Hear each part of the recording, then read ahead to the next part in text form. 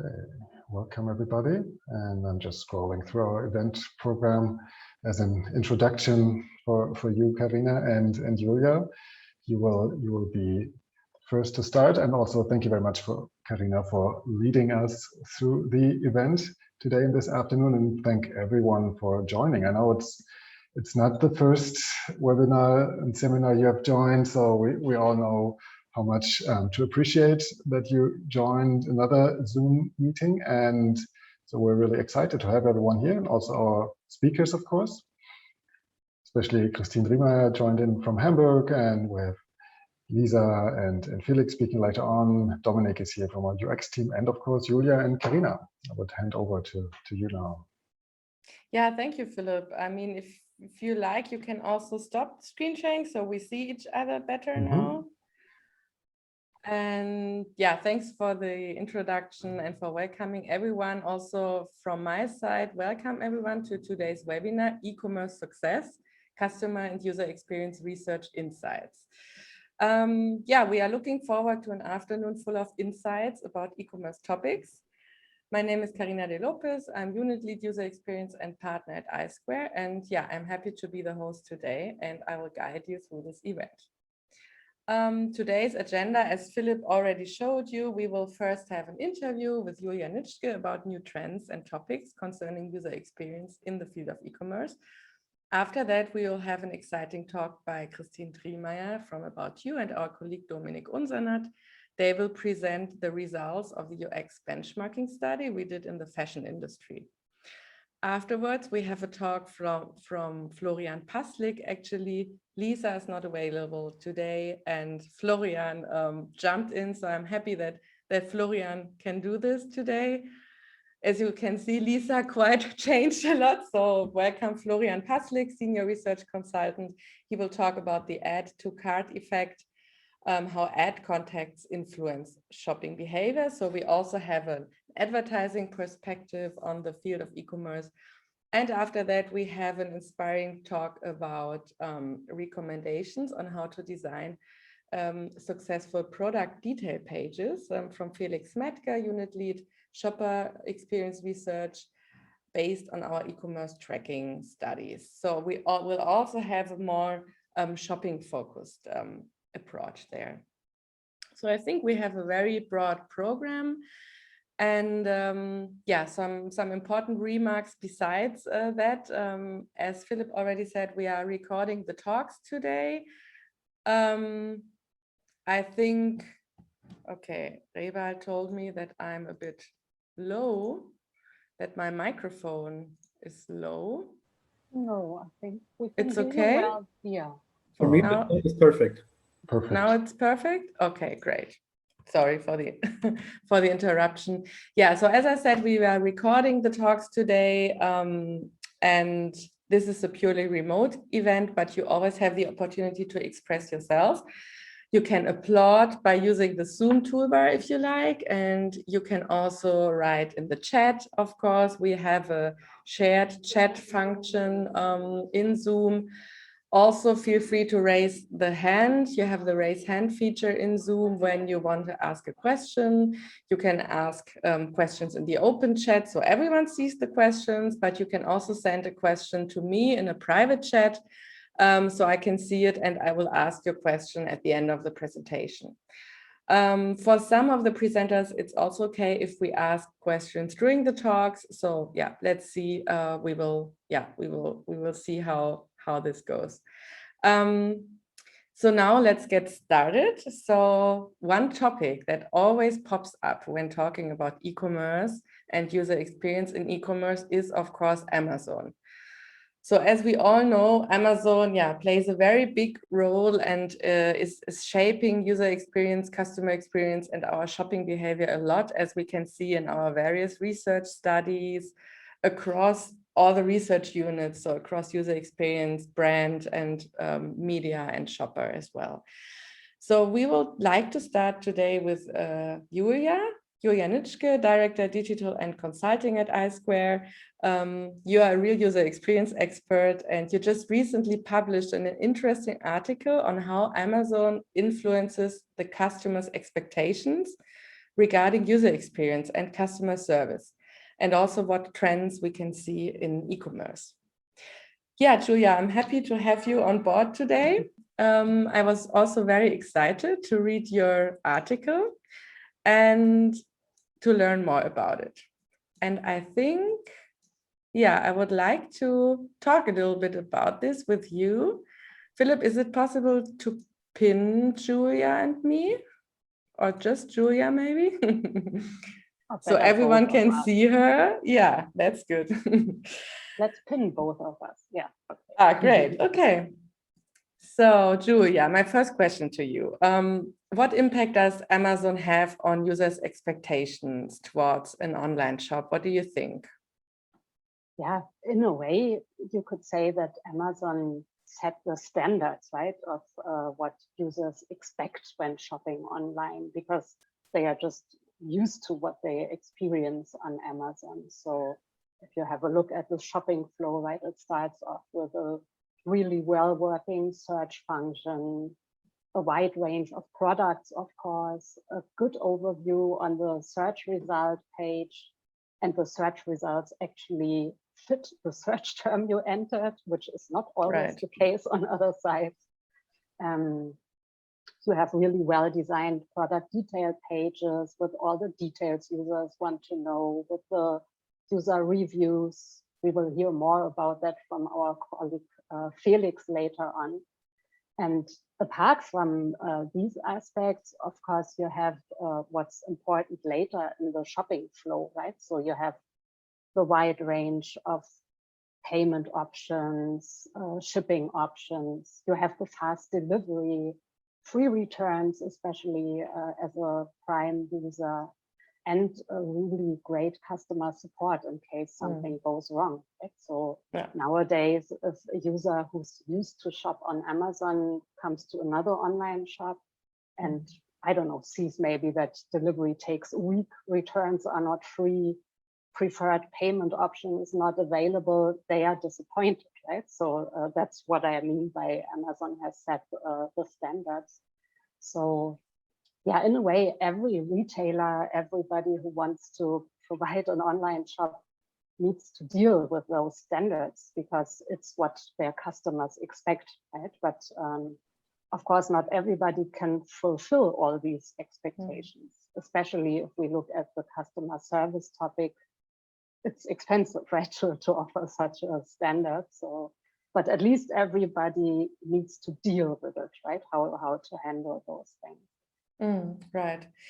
And yeah, that's true. They really have a very good customer service. So everyone who has had contact with this can definitely say that this is true for Amazon. And when we speak about this very high service level that you mentioned, in the article, you also talked about the fact that the whole customer journey is more and more often a topic in our research, that it's not only about the flow itself on the e-retailers page, but everything, which, yeah, the whole customer journey. And then you were also talking about chatbots as an example, and they are maybe quite new in customer service. Can you tell us a bit more about that? Yeah, that's actually two trends we have seen in the latest times. So yeah, the one aspect that was also part of your question is that we see more and more often, you know that yourself as having the UX team, most of our research is not purely focused on usability or UX, right, of a specific part of an app or a website. So usually the research questions get more broad and holistic and take the whole customer journey more into account. And the other aspect is the chat and chatbot topic. Of course, that's not new anymore, but I remember, I don't know, maybe 4 or 5 years ago, it has never been a topic in our research studies. And within the last 1 or 2 years, we already tested a number of implementations also in different industry, right? In e-commerce, for example, but also banking, insurance. So yeah, it's become more of a topic, and it's in a way an example for the whole customer journey, because this aspect is more important in the later part of the shopping flow, usually after you've purchased something, right? After you bought an item. And it's also related to what we said before, because chat as a channel, or even chat bots, are of course a cheaper way to offer really good customer experience. So it can be a way for other suppliers to kind of step up and offer a really good and fast problem solving, which is not so expensive as having a huge customer support team in every country available by phone and email. So it's a cheaper way, but also a more efficient way for the users. So it can be a real win-win solution. Okay. And I can imagine that, yeah, communicating with a chatbot feels maybe a bit strange, but it can also be very practical, I think, and very quick. So can you share any interesting findings or insights?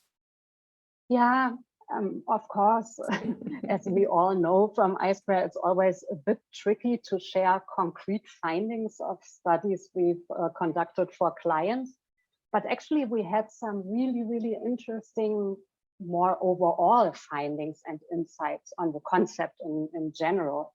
And those I can talk a bit about. And as you put it in your question, in most studies, the main research questions were around what are the mental models users go into the interaction with, like via chat or with a chatbot even. What are the barriers? Do they think they interact with a human or with a robot? And interestingly, in most cases, this wasn't an issue for the users at all, because no matter if it's chat or chatbot, if the implementation is done well, it's more like a user flow you get guided through. And it's so efficient and fast that there's actually not much time to have theoretical considerations about the concept for the user. So maybe we can take the most common topic as an example in e-commerce. I think that's the main contact reason. Actually, you bought something as a user and your item has not arrived, or at least not when it was supposed to come, right? So as a user, you go to the help section, and usually there you have the choice what your issue is about. And instead of then deciding, do you want to get in touch by phone or by mail or by chat, you kind of start directly into the flow, right? So when you choose my item has not arrived, the next step is something like, oh, sorry to hear that. And then you get a list of your latest purchases. And all you need to do is to select the item that's affected. And as the next step, the CS or the bot can just display the latest update from the delivery service. And in most cases, that's the solution, right? That's the answer the user wanted. And this was solved then within seconds. So it can really be a very, very efficient and seamless experience. And because it's along the problem the user has towards the solution, there's no thinking about who was that on the other end, right? You're focused on getting the solution, and then it's so fast and seamless that it's really a great experience. And of course, it doesn't work for all issues, right? If it's more complex or personal or detailed, but for the vast majority of problems, it's actually the fastest and most efficient way. And we could see in all our studies that after experiencing it like this, chat or chatbot, no matter which of the two versions, gets actually the most preferred contact channel. And as I said, that's really a win-win situation, right? Because also for the provider, it's much cheaper to implement a good working chatbot than having a huge CS team in every country. Yeah, sure, definitely. I mean, probably some of them are already really good and well done. And we just saw a comment in the chat that some are still not yet ideal and have some room for improvement. Of course. A public transportation company mentioned here, yeah. Yeah, and of course, it needs to be for those use cases that can be easily solved, right? So you have to be really careful about where to use it and for which reasons. And one thing that's extremely important is that you always get the option to get more help, right? So in good versions, you always have this option, hey, do you need more help? And then you can actually jump to a chat with a real person. Okay. So far, maybe that's what I can share without telling. Thank you. Yeah, probably we could continue talking about this for hours. Thank you very much, Julia, for these interesting insights. Very welcome. Did we have any more questions? Kristin is starting to stir. Excuse me? I think there was no question. Okay. Any comments? We have another question. I wasn't able to read while I was talking. No, we just have Bhavana Sinha commenting that the Wayfair company has a very good and delightful experience, that the queries were answered very well by direct customer experience professionals. Okay. Yeah. Good. Thanks a lot then. Thank you. Okay, so we will continue with our next talk. Actually, some of the topics Julia mentioned are smoothly bridging over to our first presentation, the fashion online benchmarking for About You. And because it's also research, of course, that was focused on measuring user experience and comparing it to competitors. So next are Kristin Driemeier and Dominik Unser-Nad. I'm happy to have you here. Maybe we can pin you as well so everyone can see you. Great, there you are. Kristin, you are Senior Market Research Manager and Circle Lead Market Research at About You in Hamburg. And it was a pleasure working with you. We are already cooperating in several studies regarding the online benchmarking. And I'm happy and curious to see some results today. And you did the study with Dominik. Dominik Unser-Nad is a senior research consultant and part of the UX team here at iSquare. And Dominik, you have extensive experience in qualitative and quantitative UX research, and you are a real expert for UX online benchmarking studies. So please go ahead. I'm sure one of you will share their screen. Yeah, I will share my screen. And if there are questions from the audience, should we just collect the questions and ask them in the Q&A session at the end of your presentation? Yeah, I think that would be perfect. Yeah. Okay, we'll do that. Okay. All right. Then thank you very much, Karina, for the short introduction and for having me here today. I think there is nothing more to add. You already said like the introductory sentences and also regarding our background. So we are happy about sharing with you some insights of our study and deep diving into the project itself. Before jumping right into the methodology and results, I thought it would be probably useful for you to give you a short background information on our company's missions and visions, just to understand where we are coming from, what was the background of the research and the objective, so that you have here a lot more details at hand. So if you skip to the next slide. Just a few words about you.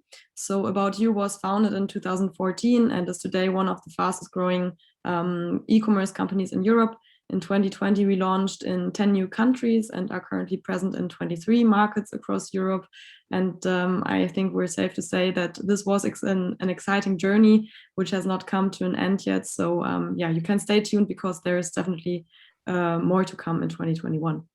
We strongly believe at About You that we are the next generation digital fashion platform, as our main target group are actually the millennials and the Gen Z. Then if you go to the next slide, at About You, we have set ourselves the goal of digitizing the classic offline shopping stroll for the millennials and the Gen Z generation.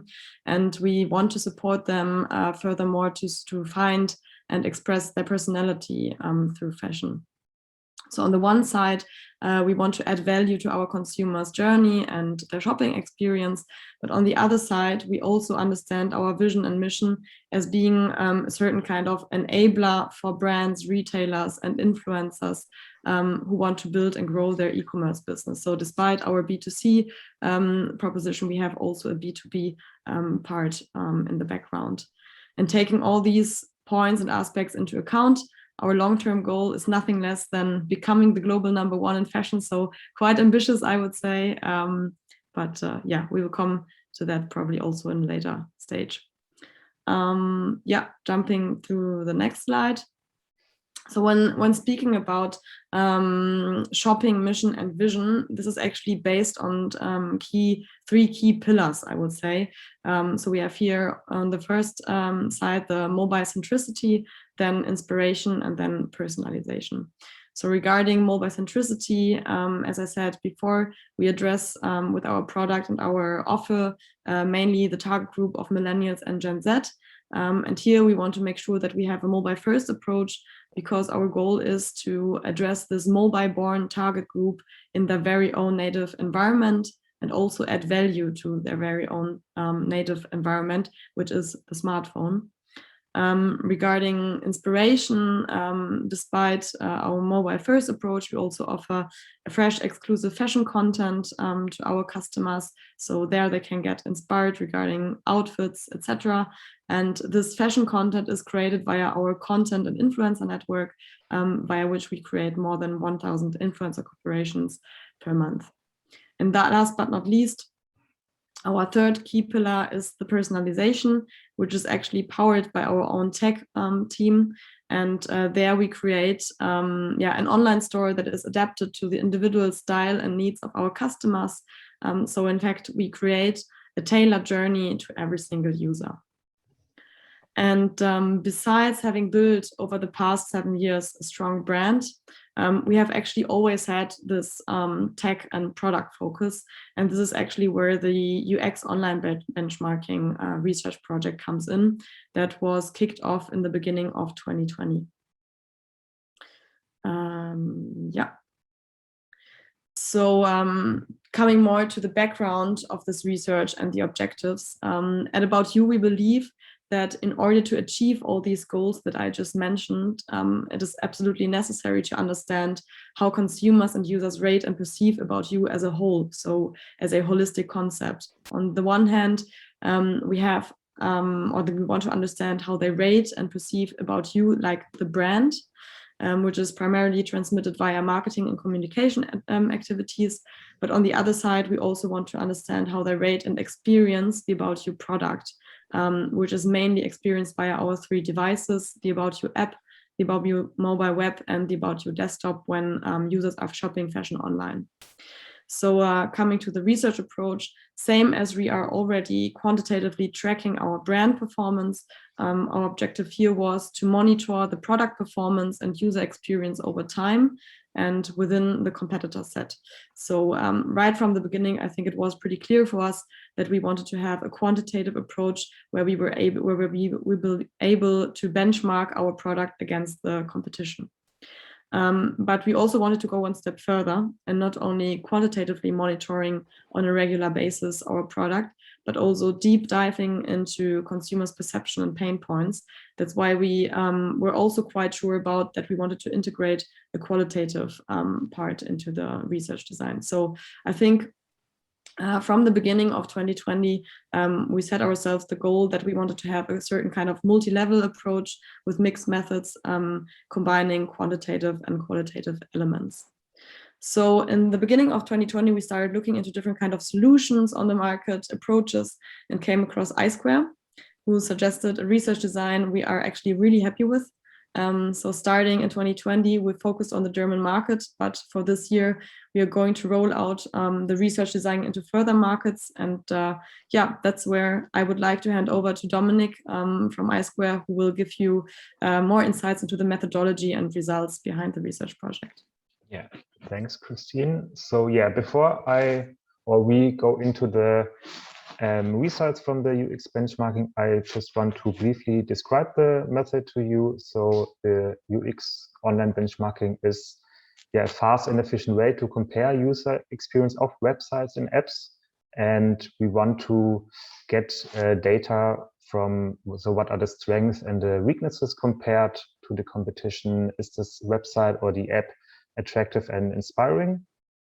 It's important to say that it's a quantitative method, as Kristin already mentioned. So we use this in for our websites or apps that are on the market quite a while and not in early phases of the product development, but rather for the evaluation and optimization. And yeah, it's a holistic methodological approach. So it's a combination of explicit and implicit methods, and yeah, this combination is important to understand the whole or the real product perception.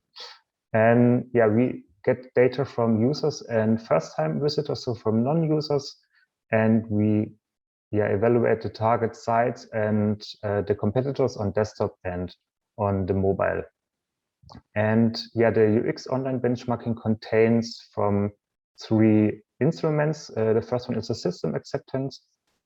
It's the iSquare UX rating, which we developed 11 years ago, and use this in every of our UX studies. So we have a really big benchmark with over 400 studies and over 14,000 participants. And yeah, it contains from 9 UX dimensions that are evaluated, for example, acceptance, efficiency, graphics. So it has pragmatic and hedonic dimensions. And then we also use the NPS, the Net Promoter Score, which is also an important metric in marketing. And last but not least, we use the product react, which is a time-based method that measures the gut feelings or the emotional, spontaneous emotional perception, and what we call the moment of truth.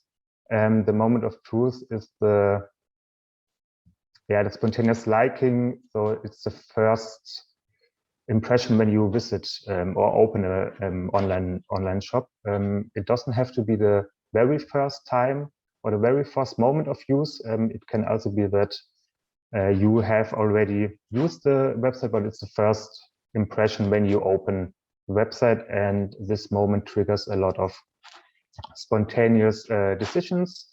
And through our in a basic study, we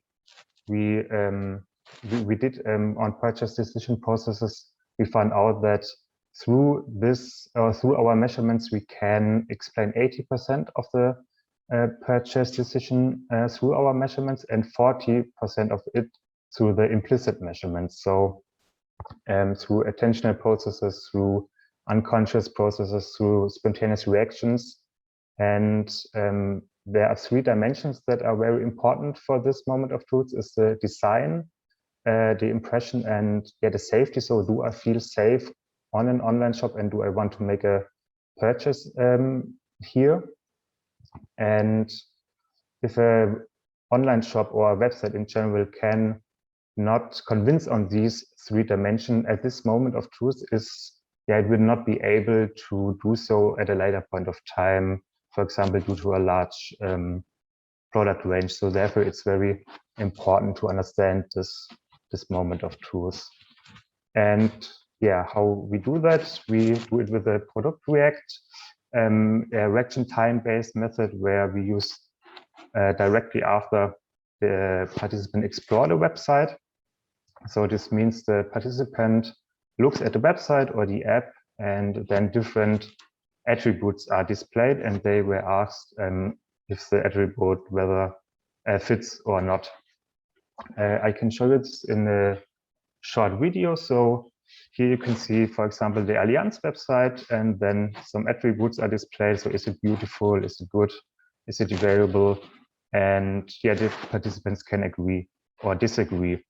And yeah, in other words, the strength of the product React compared to a normal questionnaire is that we don't just record the agreement or the disagreement, but we also record how long it takes for the participant to make this decision.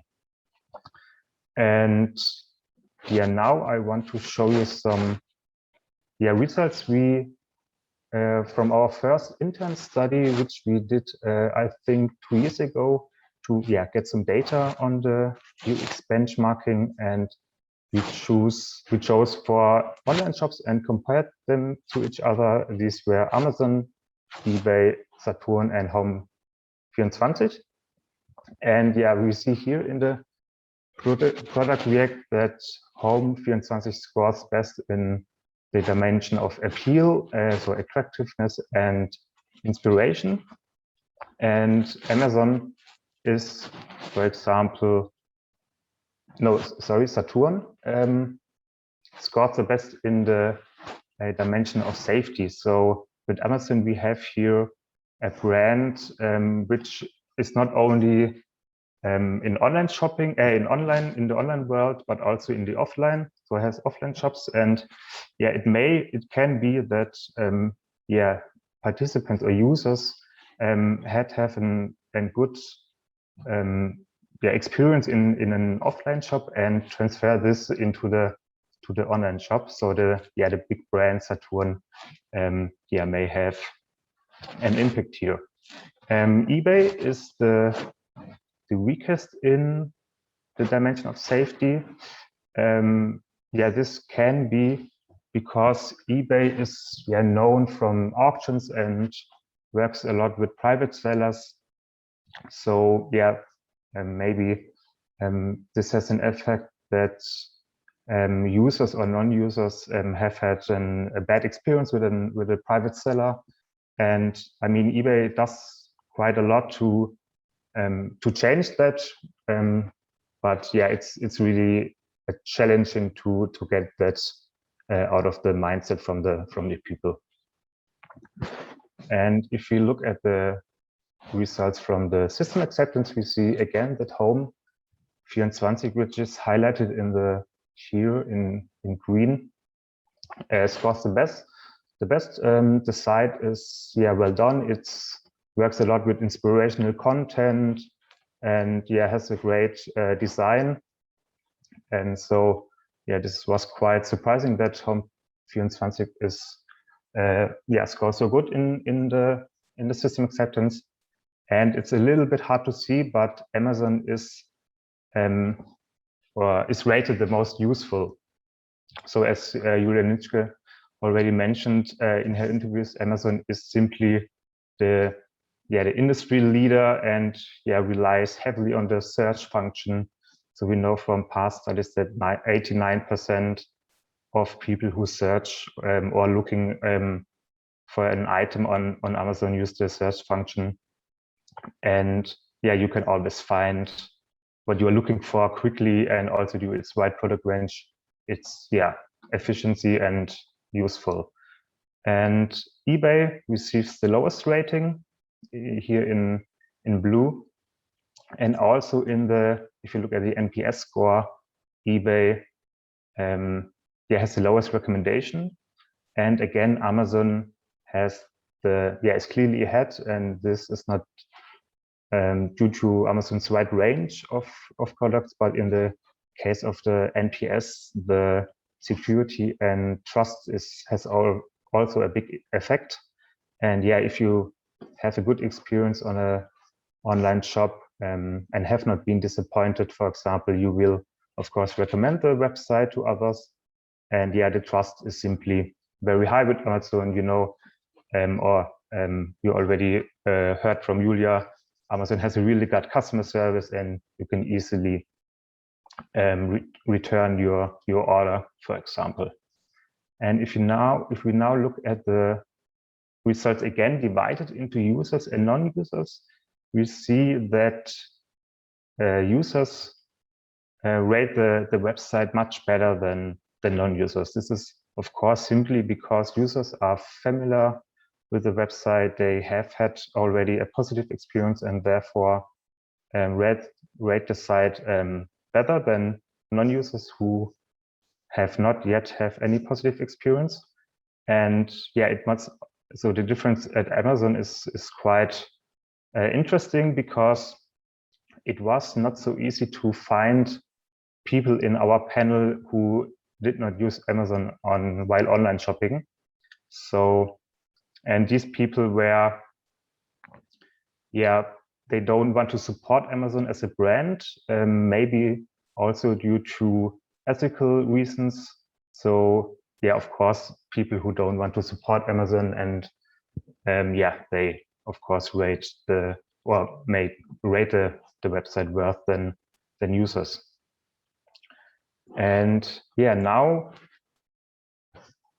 we will go into the results from the About You UX benchmarking, and just a brief overview what Kristin already mentioned, what we did last year. So in April last year, we did the UX online benchmarking with 2,400 participants, 600 per online shop, 50% users, 50% non-users.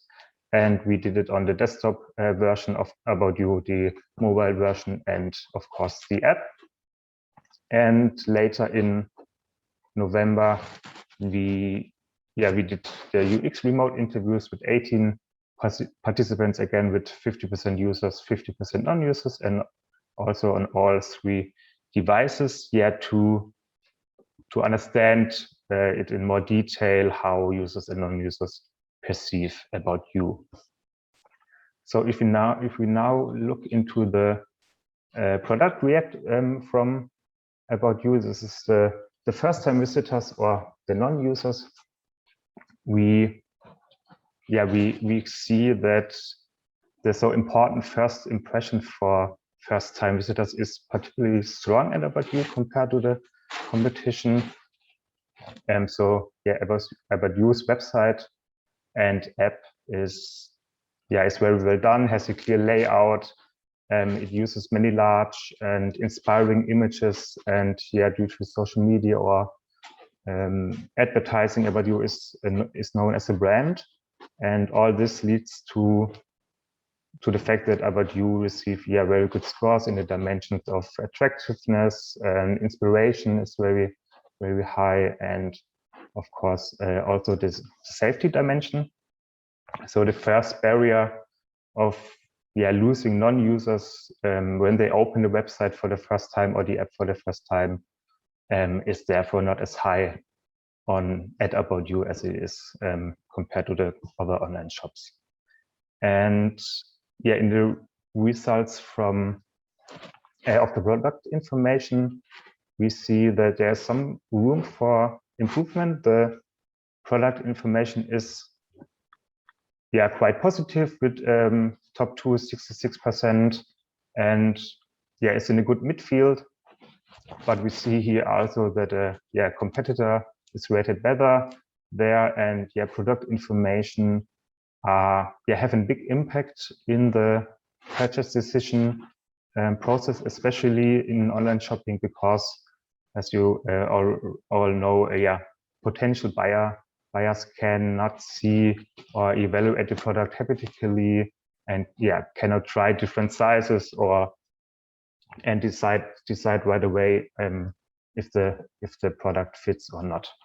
So what we learned from our from the UX interviews we did in November is how can the product information be improved. So the UX interviews show that especially detailed information about the size is very important.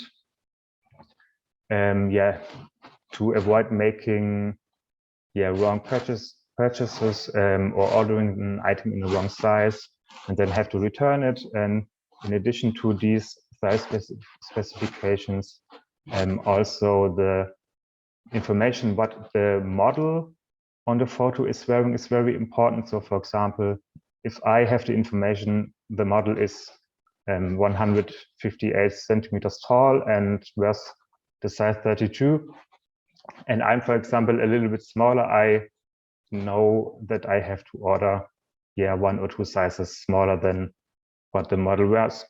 And also, customer reviews can give me important informations.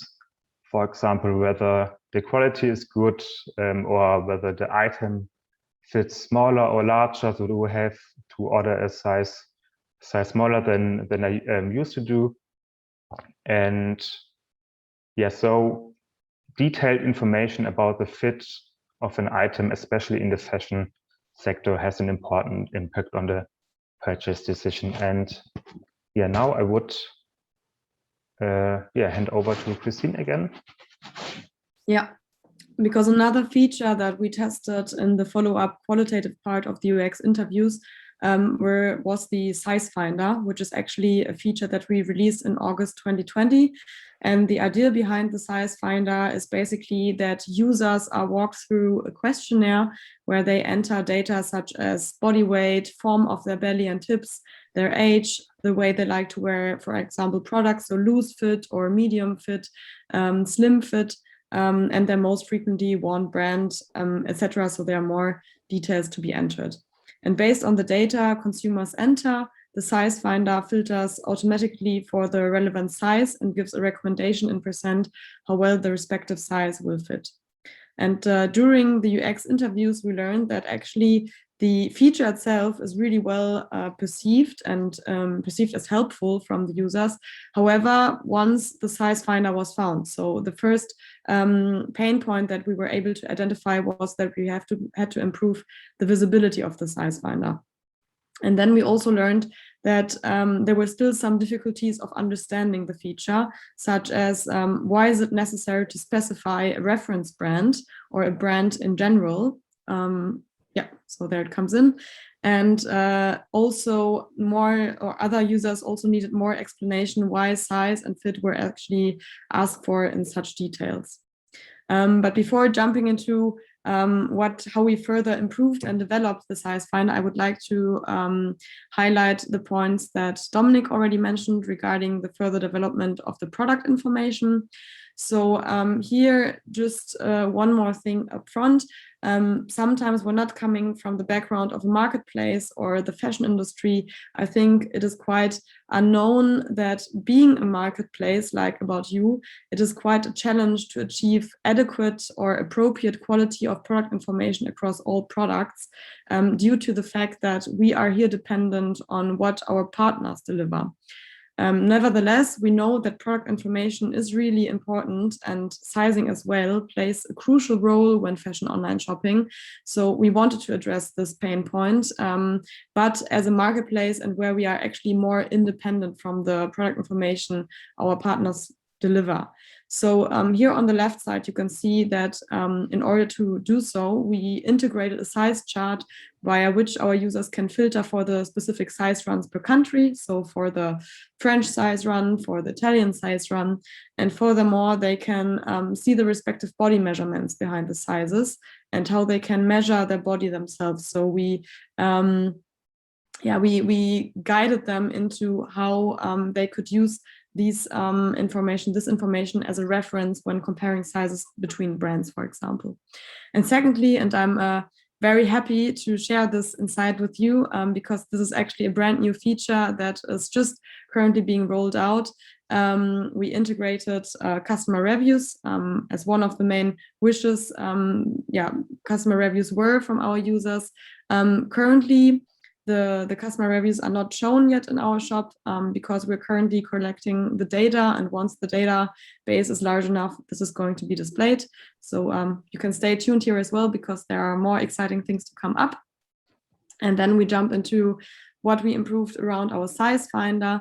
So as I mentioned before, first thing that was to be improved was the visibility. So we added a banner on the top of the category page via which you could directly enter the size finder and run through the questionnaire. Then we also wanted to clarify the naming of a reference brand or a comparison brand. So instead of asking for the reference brand or the most frequently worn brand of the customers by category, so by jeans, by skirts, etc., we rather opted for asking for an overall most frequently worn brand, and as this seemed much more easier for our customers. And then on the button, you can also see that we added a short explanatory sentence that entering the data for a brand is actually necessary in order to have a reference based on which the size finder can come up with a recommendation. And then last but not least, we also added an onboarding screen after running through the size finder. So we wanted our consumers and customers to learn where they can actually find the results of the size finder and to use these recommendations when opting for a perfectly fitting size. And as I said before, we experienced that the size finder itself was really well perceived by our customers. And then we decided on extending this feature actually to the shoes category. So coming from the clothes category, performing already well, I think the next really logical step would be to extend this. So we did extend it for the shoes category. And to sum up, I would say the UX online benchmarking research design really enabled us to monitor the product development and performance over time, also within the competitor set. So there, I think our goal was achieved. And then furthermore, we identified also the right insights in order to further develop the product development and find routes of optimization. And as previously mentioned, we kicked this whole project off in the beginning of 2020 in Germany, but are rolling it out now to further markets. So we're really excited about how users experience About You in other countries and how that might differ from the German market. And that was almost on time, so just 6 minutes late. Thank you so much, Kristin and Dominik. That was really interesting. And are there any questions from the audience? Yeah, we run a little bit late, but I think we have time for 1 or 2 questions. So one question, when is the global rollout? If you can say that. I think it's actually happening right now. So now we are preparing the first quantitative wave of UX online benchmarking. And then I think in Q3 or 4, we will have the follow-up qualitative part. So by the end of the year, we will have also the international results on our product rating. And thank you. And as I heard from you, and as I also know, you chose a combination of a quantitative and a qualitative approach. Can you describe a little bit why you did that and what are the advantages of this approach? I think we wanted to combine 2 aspects. We wanted to have our product development and rating validated among a large size of customers and dive here into the splits of non-users, users, the competitors, gender, age groups, etc., which is, I think, not the case when you also research in a qualitative way. Of course, you can always work out tendencies, but I think that's more valid using a large database. But the advantage of qualitative research is as well that we can deep dive into pain points, right? So we were scratching here a bit on the surface via the quantitative approach. So it's good to have a first overview and first hints where pain points can actually lay. And we saw this with the product information, but we needed the qualitative approach in order to really identify the pain points and to have some routes for further product improvement. Okay, thank you. Julia, you raised your hand. Yeah, actually, one comment on the last thing. This was really planned as you would like a good research to be, right? To have this first a big quantitative approach to get valid data, and then the deep dive to understand what the issues are or what's working well. But my question was a different one. I'm really excited to hear about the user ratings, but I guess it can take quite a while, right, until there's enough data together. Yeah. So I think it's really, we're in early stages right now. So we're currently collecting the data, and then we have to keep in mind that we have an additional step, which is reviewing the data, because not all data can, of course, be displayed. So we have to clean it, not cleaning negative comments. I mean, that is really useful for our customers, but cleaning comments that have nothing to do with the actual product ratings. So that is a step that has to be done upfront, and then also integrating that into the shop itself. So it might take a while, but I'm pretty confident that throughout 2021 we will be happy to show the product ratings in the end also in our shop. Cool, that will be a big step. Yeah, we're really looking forward to it. Yeah.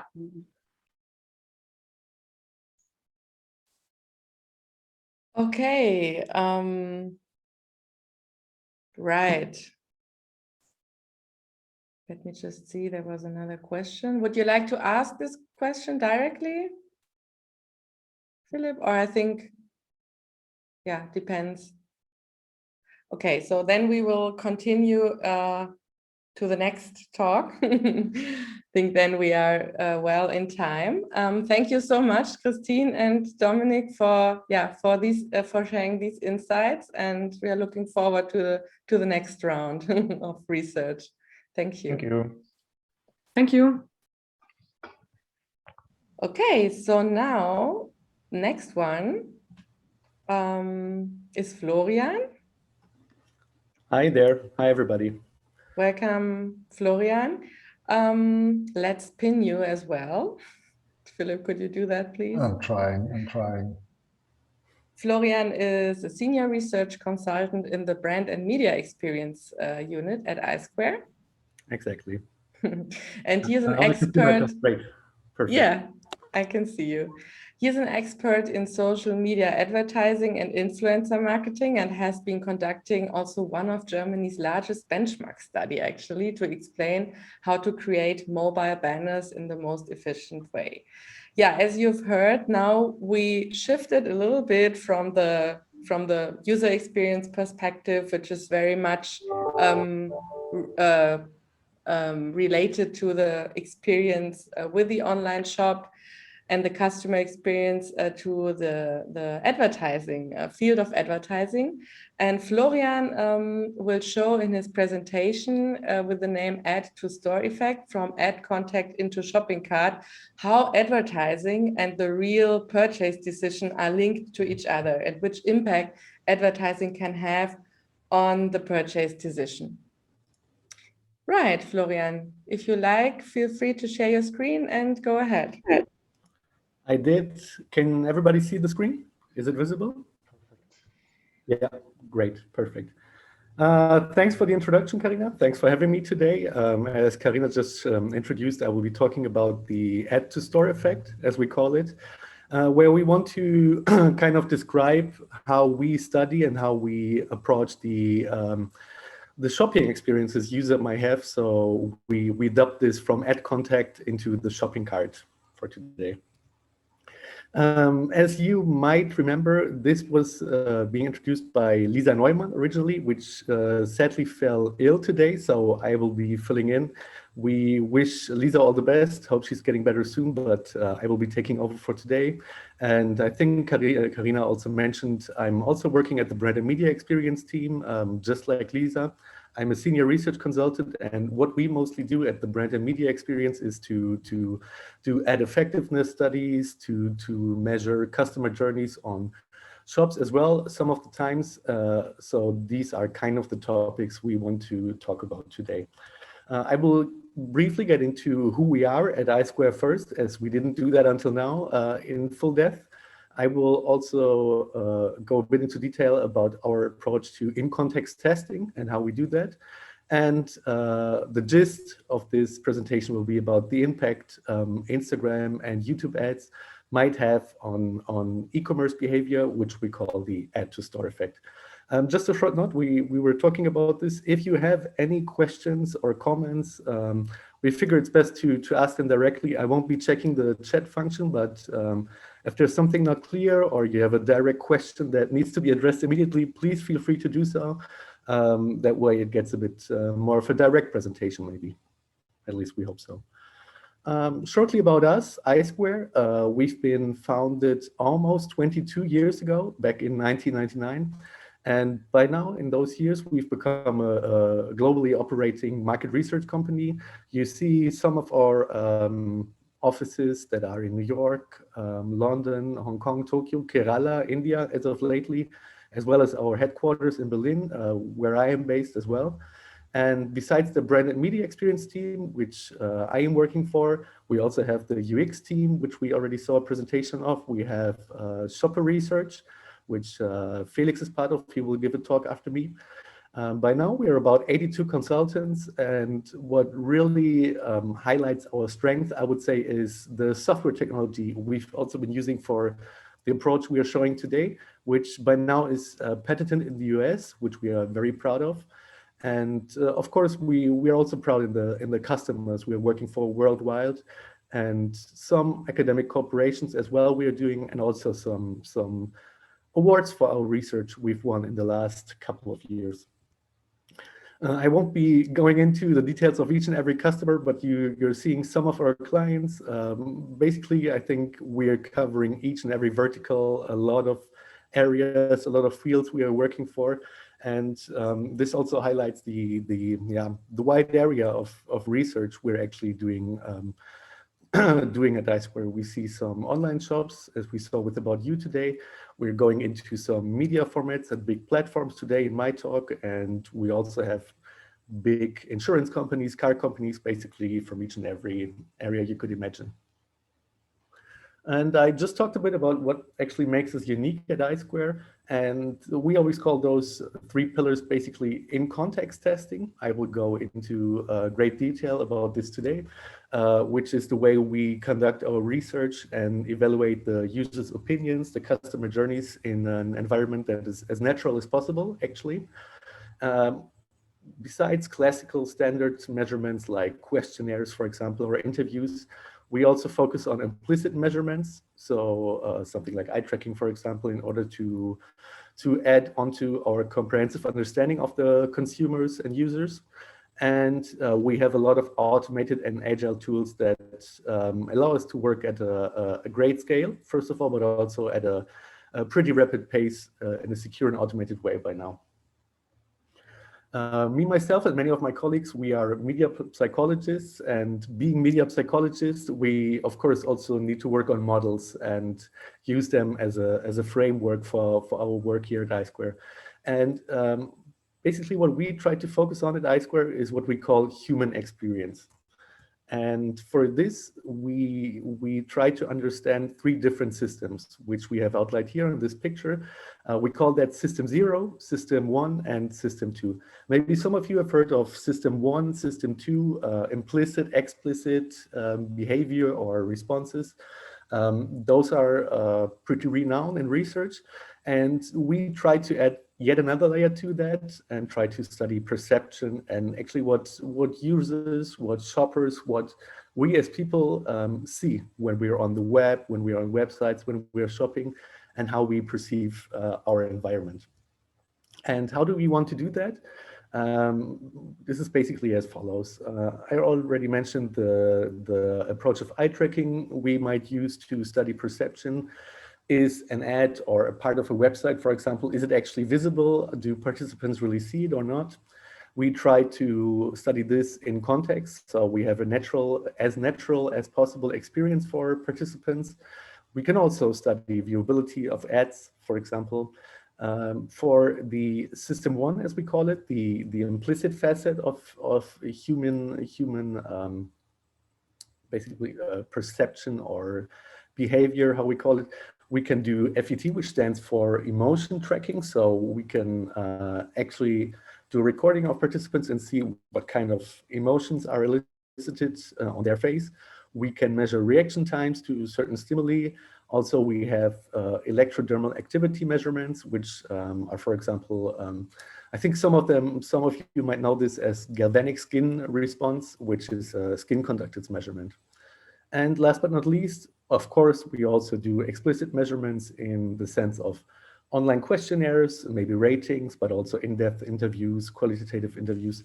And we believe that this mix and this combination of different approaches to research actually gives us the fullest possible picture of human experience that we want to explain with our research. I briefly already talked about in context testing, and we want to give you some examples of how this looks and how it works. Basically, this is the US patented software solution I already talked about, and it allows participants, for example, panelists or other people that might take part in our surveys to browse and to use media platforms. For example, we are seeing here YouTube and Facebook on our, as they normally would. Basically, we have an application of that website, which allows us to ensure test ad campaigns to be delivered in a natural context so that participants actually see and experience an authentic YouTube feed, Facebook feed, or even Instagram feed. This is possible for a wide variety of websites for us. This is not all we can do, but these are the biggest platforms I believe we can do. We see Twitter on the leftmost side. We can also do ad replacements on Instagram feeds, Snapchat, Facebook feeds for YouTube, also different video on demand platforms, as well as Amazon. We will get into that for today's presentation. And basically what this is it allows us to study human perception, human behavior, and attention in a realistic as possible way on the website itself. We also brought you some examples of this. So what you see is a participant, as an example, scrolling through a Facebook feed on the left side. We have an example on the Instagram feed in the center and on Snapchat to the right. These are on smartphone environments. And what you see in the kind of dark blue bubble is the users or the participants' focus of attention. So that's the gaze movement, as we call it, which is received through eye tracking measurement. So what we basically see is the in-context testing approach we use allows us to directly see and study on the website itself. For example, this participant scrolling her Facebook and sees that I believe it's Europcar ad is actually seen or not. That's how it's getting better, all right. The real context of use, I've been talking about it lately, but we can do that for smartphones. We can do that for TV spots as well, actually. And we also do this real context testing in print magazines as well. So basically, there's a wide variety of approaches we can use. And the benefit is always that it's a live advertising simulation. It's as low involvement for the participants as possible, as the respondent is in a natural state of reception and is not focused on being interviewed about advertisement, because participants are not being told about that. And yes, basically it's the most realistic results we can get with our research.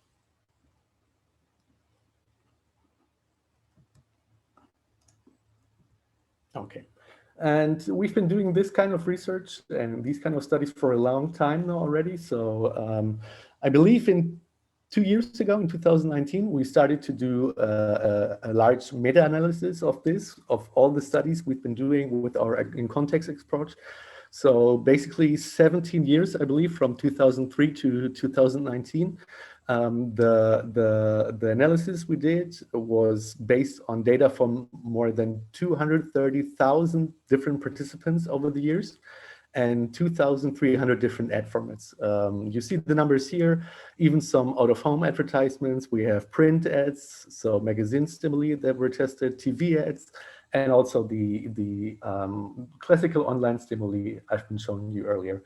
And basically what we saw in all this data and all these kind of studies we've been doing over the years is really how important attention is to understand user behavior.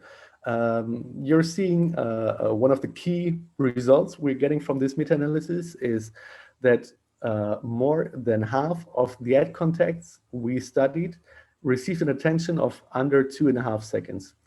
So this is on average for all the different stimuli we tested for all the different platforms, which in itself is pretty big news and a pretty big finding, namely that after just about 2.5 seconds, more than half of the people turn away from advertising media. So this figure is just showing us how important it really is to grab users' attention and to convey interesting messages, to convey interesting advertisements, to keep the users focused and to keep the users' interest. And this also highlights why we believe that perception and human perception, as for example measured through eye tracking, is so important in explaining human experience and human behavior. Let's say maybe with the Europcar example, if the participant didn't even see the ad, he or she will not likely remember it and be aware of that ad campaign of Europcar. So even before measuring implicit reactions like emotional reactions maybe, or explicit ratings in an online questionnaire, from our point of view, it's very vital to have something like eye tracking to be able to show users or participants' perception on media itself. But what's even more important than perception, maybe you might say, is buying intention. Of course, what do we want to do with advertising campaigns? What do big advertisers, big companies want to do with advertising? Most of the times, the focus is to increase sales, to increase buying intention of participants. Maybe, of course, increasing awareness, maybe also increasing brand likability, the image. But one of the key aspects and one of the key aims for big ad campaigns in the end is to increase buying intention. And of course, this kind of leaves us with a big question of how can we actually try to measure buying intention? How can we directly link the different system approaches we have? How can we link perception, emotional reaction, or maybe even explicit statements to the buying intention the users have, for example, about the Europcar car rental or about sneakers? That's why we came up with an approach we call the add to store effect, which we would like to introduce now. And what we would like to ask you when we want to measure buying intention. Do you think this, what we're seeing here, actually we're just seeing it in German, but you get the gist. This is basically the classical approach we see in market research a lot. It's an online questionnaire. Participants are being asked, so imagine you're buying lipstick, you're buying makeup products, which would be your preferred choice of brand. Imagine you're buying sneakers, which would be your preferred brand of sneakers. This is kind of the classical approach that's used a lot in market research still. And we came up with what we think actually is a better approach to this. What we're seeing now. Basically, we're building a real-life shopping experience, in this case on Amazon, and we're asking participants, hey, please actually go and look for sneakers you might buy for running, which we're seeing in that example. Basically, the idea behind that is this real-life experience, this participant scrolling on Amazon looking for shoes, is a way better reflection and representation of the actual buying intention the person might have and the actual interest in buying, let's say, this specific shoe in the end. So of course, we will always like to leave the option to you, what you think as a possible client or as a partner of iSquare, which. And hopefully you can identify the different products. Well, that's exactly where we want to help with, where we want to help our clients with our e-commerce test offers. And what we have been providing is a behavior testing platform. based on the in-context technology, which we've just seen. And this behavior testing platform, we can conduct very controlled experiments, inject different kinds of material, of images, of packages, of concepts into a very realistic environment, and then see how that affects purchase making. I'm going to give you a very quick introduction on how we do that, and then move over and highlight a couple of insights that we've generated over the last 2 years on how to effectively communicate on product detail pages.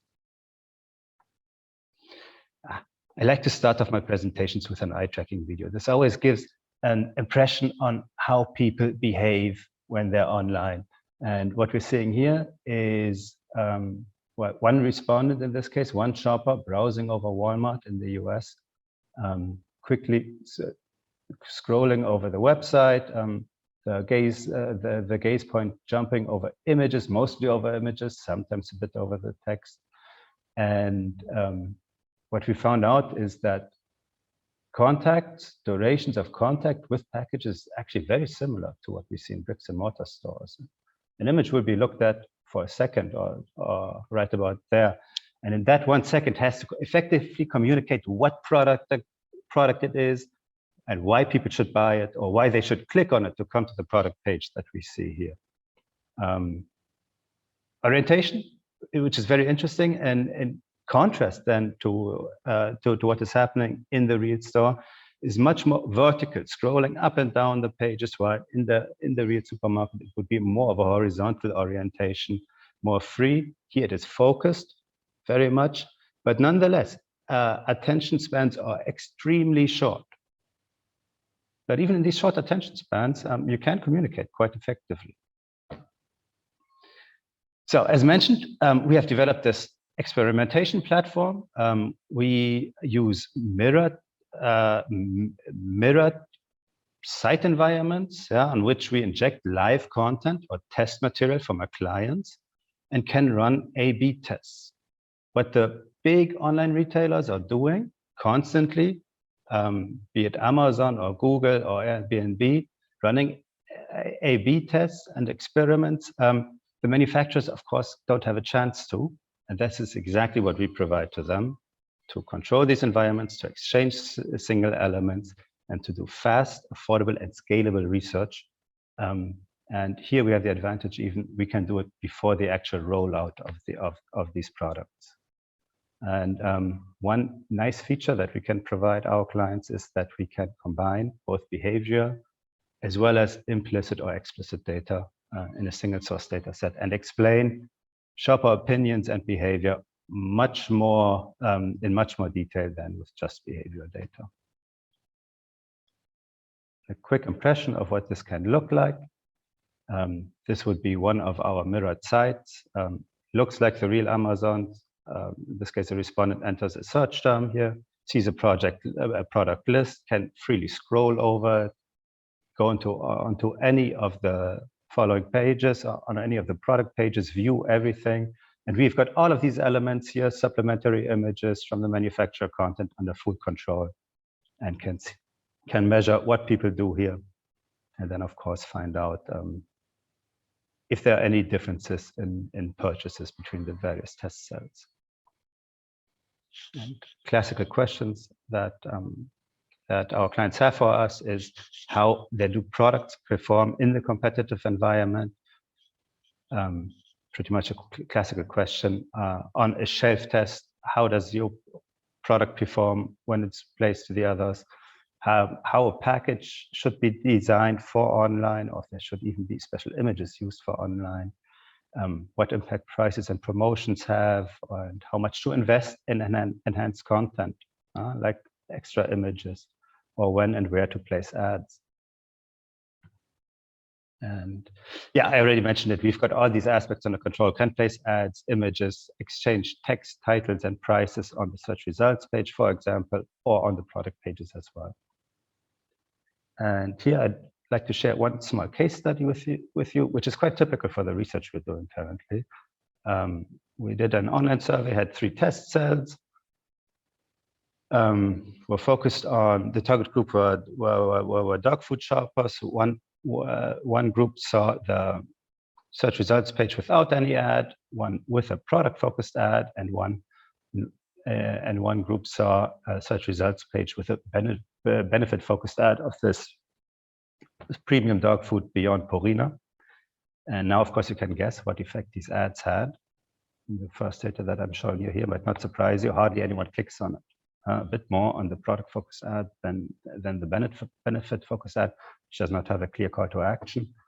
But if you see this, you might wonder, why invest in advertisement online?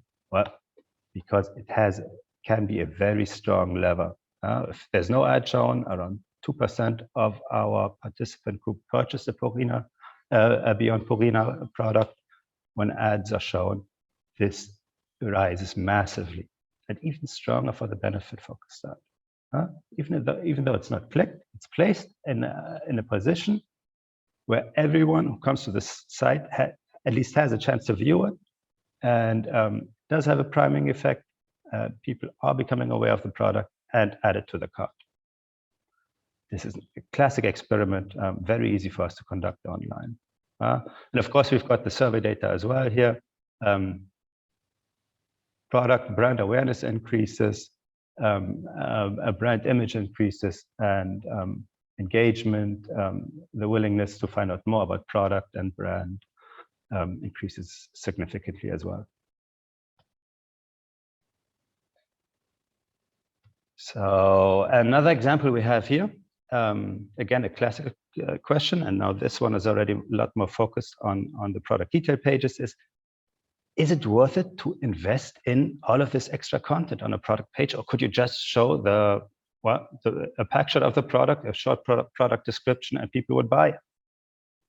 So again, we conducted an A/B test survey. After screener, we divided up the respondent groups. One saw a very simple product page, another one with enhanced content, and then we followed up with the survey. And what we found was, well, on the page, 26% added the product to the cart, independent of what was shown on it. But here's where it becomes interesting. Future purchase intention significantly increases if people have seen enhanced content. People are more likely or more willing to try this product next time they go into the store, and they consider the pages a lot more informative. So even if the purchase does not happen on the site right then and there, chances for future purchase significantly increase. And that is something that we have seen in a lot of our surveys and interviews when we speak to the shoppers. Amazon is not just used to purchase products, but it is used as a sort of Google to inform about products. And after having a contact with a product or an advertisement, the purchases could happen somewhere else, either online or offline. All right, now a bit more focused on how to play product pages. Let me skip over the summary and go through the examples first, and then we can come back to the summary later. Well, of course, you need to use big, clear images, and you need to know the visual triggers that shoppers have learned. They need to recognize them online. We've got this example of Ben & Jerry's, a very famous example. Here we have the pack shot, and here we have how Unilever presents the product on online groceries. Taking off the lid, showing the contents of the product, what people actually want to consume, highlighting on a couple of clear visual triggers that makes identifying the product easier. In many cases, Unilever has the chance to use these hero images on the search results page. In case of Amazon, things are a bit more difficult, of course. But even then, it is important to use clear, known imagery, highlight visual cues, and then use these images to increase purchase likelihood. Yeah, and there are a row of examples you can find all over the internet on how to play hero images. The important aspect is to ensure visual clarity, to make it as easy as possible to identify the product in the split time of a second. I mean, we at iSchool, of course, love eye tracking, and we have done quite a bit of eye tracking on e-commerce sites and have identified just how short often contacts are, and can give our clients a lot of consulting on how to best optimize imagery as well. Our second advice is to invest carefully in enhanced content. Yeah, we've just seen an example in our small case study of when it can work, even if it converts even if the conversion happens at another touch point. But in general, supplementary images can increase conversion rates. Not everybody will look at supplementary images, but more involved people will do. And if you communicate the right messages here, more conversions will happen. But of course, you need to know exactly what messages those are, and you need to know how to display them, that they can be processed in 2 to 3 seconds.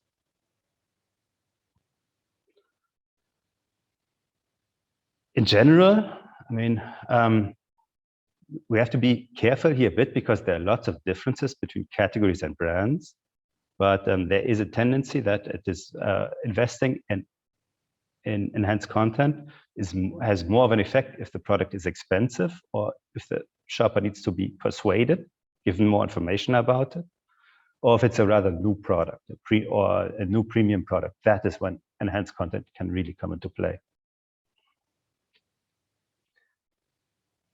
Yeah, above fold is key for almost everyone. Don't expect everybody to scroll on a product detail page, especially if it is a high turnaround product. Like on the left side here, we have Barilla spaghetti. Many people will not scroll on when shopping for spaghetti and inform themselves about the product benefits. But there will be a quick purchase decision, and then people move on. Different is, of course, consumer electronics. There's much higher likelihood that people will scroll down to from the manufacturer content, watch videos there, and compare products there. But everybody sees the above the fold content, and especially if shoppers are not getting really involved, that is where you have to place your key messages. And again, I mean, we have to be a bit careful here when saying this, because again, there are big differences between categories and brands. But especially for FMCG products, we say focus on the product benefits. We've seen this in a lot of studies. Lifestyle messages don't have as much an effect when shopping for groceries as product benefits.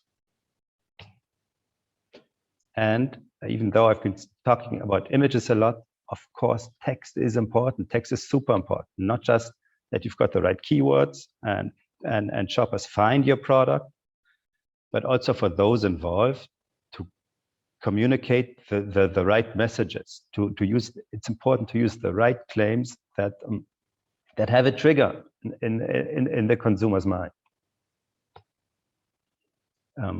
Here, just one small example. Where we changed, again, an A/B test here, and we changed the product descriptions, and that was all. And the same amount of people saw the product on the search results page, nearly the same amount went to the product detail page, but one variation of these product descriptions had a significantly higher conversion. And that is it already. I mean, I can bring up the summary here that I started with again. We've just gone over all of this.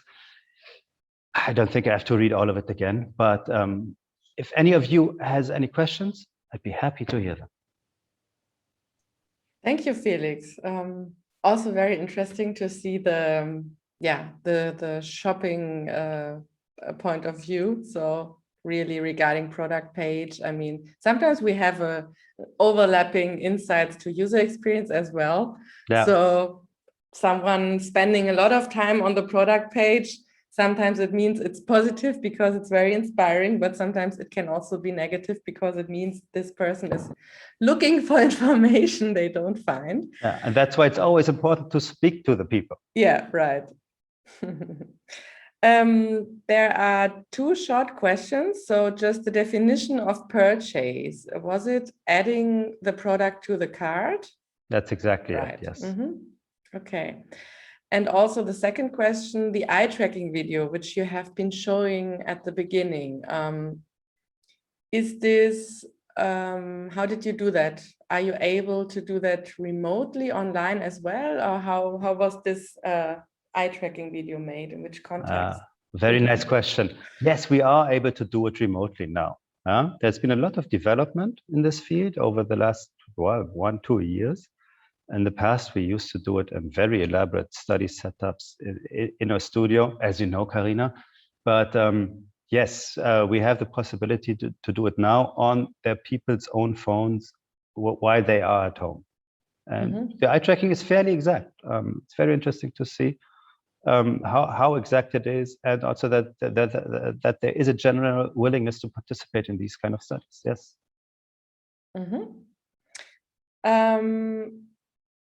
Yeah, also a comment that end product pictures, so probably the result of the product picture, like cooked pasta with sauce, for example, if you would feature a product, a sauce, a pasta sauce, yeah, are probably most efficient. And another question would be on which websites you can perform these tests. We have seen Amazon, of course. Which ones can we control or simulate? I often use Amazon examples because everybody is talking about it. But like of course, today. we can, yeah, but we can do it on a whole range of websites. Us here in our team, we do a lot on grocery websites like Walmart or Tesco or Rewe here in Germany.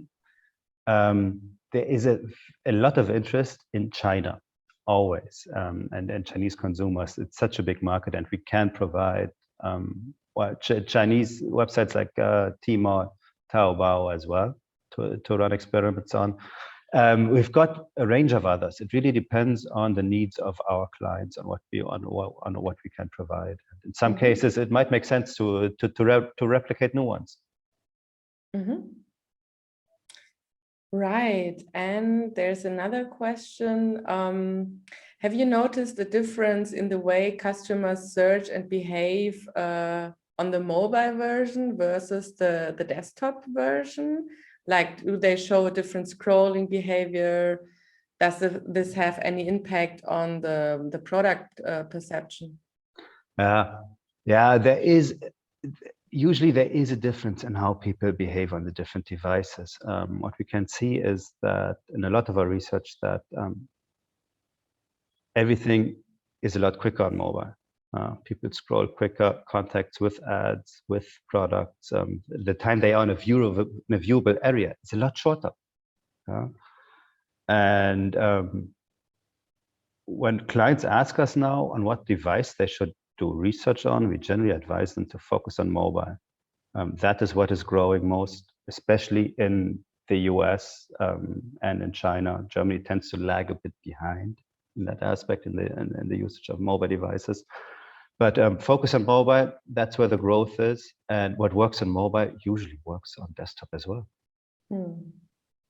Okay, so also the hero images that you recommended, if it's optimized for mobile, it should be successful for desktop as well. Yeah, typically we advise to optimize for mobile and then use them also on desktop. Sure. Right, so if someone has time for a question, I think there are no more questions. Thank you, Felix, for your input and your nice presentation. And yeah, so then I think let me also end this e-commerce event today. Thank you all for participating, for joining, also for actively participating in the chat, asking your questions. I think it has been, yeah, a fruitful exchange and an